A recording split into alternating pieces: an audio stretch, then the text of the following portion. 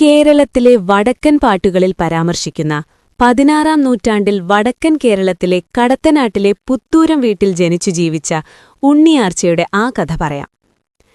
കടത്തനാട് എന്ന സ്ഥലത്തിനു സമീപം പേരുകേട്ട പുത്തൂരം കുടുംബത്തിലാണ് ഉണ്ണിയാർച്ച ജനിച്ചത്. ഈ കുടുംബം മികച്ച യോദ്ധാക്കളെ സൃഷ്ടിക്കുന്നതിൽ പ്രശസ്തമായിരുന്നു. പ്രത്യേകിച്ച് കേരളത്തിലെ പരമ്പരാഗത ആയോധന കലയായ കളരിപ്പയറ്റിൽ മികച്ച പരിശീലനം നേടിയവരായിരുന്നു അവർ. ആരോമൽ ചേകവരുടെയും ഉണ്ണിക്കണ്ണന്റെയും സഹോദരി. അച്ഛൻ കണ്ണപ്പ ചേകവർ, അംഗക്കൂട്ടത്തിൽ പേരെടുത്ത ഗുരുനാഥൻ. അതുകൊണ്ടുതന്നെ ചെറുപ്പത്തിലെ ഉണ്ണിയാർച്ച കളരിപ്പയറ്റിൽ അസാമാന്യ കഴിവ് നേടി.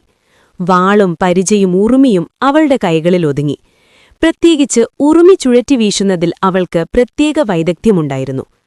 അനീതിക്കും അഴിമതിക്കുമെതിരെ ഉറച്ചുനിൽക്കുന്ന ഒരു നിർഭയ സ്ത്രീയായി അവൾ വളർന്നു. വിവാഹപ്രായമെത്തിയപ്പോൾ ഉണ്ണിയാർച്ച ആറ്റുമണൽമേലെയുള്ള കുഞ്ഞിരാമനെ കല്യാണം കഴിച്ചു. അദ്ദേഹവും ഒരു കളരിപ്പയറ്റ് യോദ്ധാവായിരുന്നു.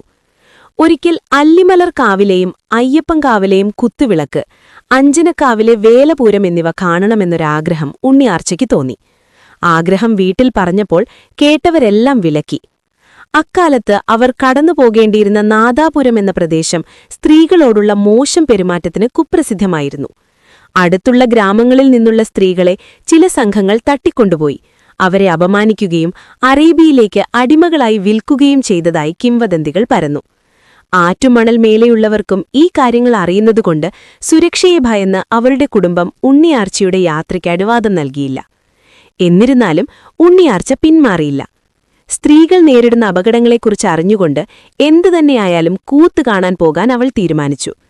ഞാൻ പുത്തൂരം വീട്ടിലെ പെണ്ണാണ്, കണ്ണപ്പ ചേകവരുടെ മകളാണ്, എനിക്കൊന്നിനെയും പേടിയില്ല എന്നു പറഞ്ഞു ഉണ്ണിയാർച്ച അരയിൽ ഉറുമികെട്ടി ഭർത്താവിനൊപ്പം ക്ഷേത്രങ്ങളിലേക്ക് പുറപ്പെട്ടു. നാദാപുരത്തെ ചന്തസ്ഥലത്തെത്തിയപ്പോൾ ചില പുരുഷന്മാർ ഉണ്ണിയാർച്ചയുടെ സൗന്ദര്യം ശ്രദ്ധിക്കുകയും അവളെ തട്ടിക്കൊണ്ടുപോകാൻ ശ്രമിക്കുകയും ചെയ്തു. കുഞ്ഞിരാമൻ ധൈര്യമായി എതിർത്തെങ്കിലും അവനെ അവർ കീഴടക്കി കെട്ടിയിട്ടു. ഉണ്ണിയാർച്ച കാത്തുനിന്നില്ല. തന്റെ ഉറുമി ഉപയോഗിച്ച് അതുല്യമായ വൈദഗ്ധ്യത്തോടെ അവർ തിരിച്ചടിച്ചു. ചന്തസ്ഥലത്ത് ഒരു ഉഗ്രമായ പോരാട്ടം അരങ്ങേറി. ആയോധനകലയിൽ അഗ്രഗണ്യയായ ഉണ്ണിയാർച്ചയെ തോൽപ്പിക്കാൻ ആ ദുഷ്ടന്മാർക്ക് കഴിഞ്ഞില്ല. തോൽവി സമ്മതിച്ച സംഘത്തിന്റെ നേതാവിനോട് ഇനി ഒരിക്കലും ഒരു സ്ത്രീയെയും ഉപദ്രവിക്കുകയോ അനാദരവ് കാണിക്കുകയോ ചെയ്യില്ലെന്ന് സത്യം ചെയ്യണമെന്ന് ഉണ്ണിയാർച്ച ആവശ്യപ്പെട്ടു. അവരവളുടെ കാലിൽ വീണ് ക്ഷമ ചോദിച്ചു.